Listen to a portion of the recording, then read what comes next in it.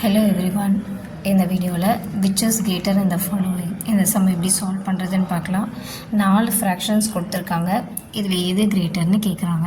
So 4மே mixed ஃப்ராக்ஷனாக இருக்க பட்சத்தில் நீங்கள் எல்லாத்தையும் இம்ப்ராப்பர் ஃப்ராக்ஷனாக ஃபஸ்ட்டு கன்வெர்ட் பண்ணணும்.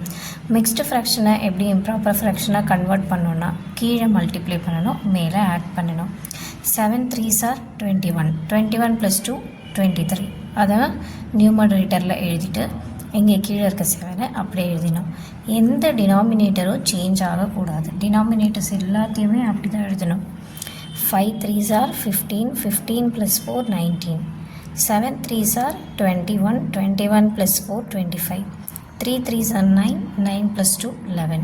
இப்போ 4மே நம்ம அப்படியே எழுதிட்டோம். இதுக்கப்புறம் நீங்கள் என்ன பண்ணணுன்னா 4 டினாமினேட்டர்ஸையும் ஈக்குவலாக மாற்றணும்.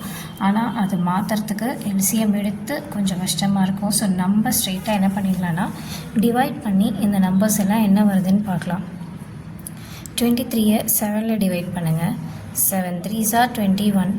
பேலன்ஸ் எவ்வளோ இருக்கும் 1. இங்கே பாயிண்ட் வச்சுட்டு 0 ப்ளேஸ் பண்ணிங்கன்னா 7 1s are 7. ஸோ 10 - 7 3. ஸோ 3 - 1 இங்கே 2 இருக்கும். ஸோ 7 2s are 14 மாற்றிக்கோங்க. 20 - 14 is 6. அகெயின் 0 ப்ளேஸ் பண்ணோன்னா 7 8s are 54. ஸோ இதுக்கப்புறம் இது போயிட்டே தான் இருக்கும். ஸோ இது வந்து 3.28 வருது. 19 5 டிவைட் பண்ணோன்னா 5 3s are 15. ஸோ 14 - 19 15 படிச்சுன்னா 4. இங்கே பாயிண்ட் வச்சுட்டு 0 ப்ளேஸ் பண்ணோன்னா 5 8s are 40. ஸோ இது முடிஞ்சிடுச்சு. 25 அகெயின் 7 டிவைட் பண்ணணும். 7 3s are 21. பேலன்ஸ் 4 இருக்கும்.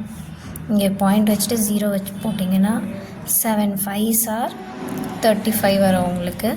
40 - 35 அகெயின் 5. திரும்பி 0 ஆட் பண்ணிங்கன்னா 7 7s are 49. So balance 1. இதுக்கப்புறம் போயிட்டே இருக்கும். நம்ம கண்டினியூ பண்ணணும்னு அவசியம் இல்லை.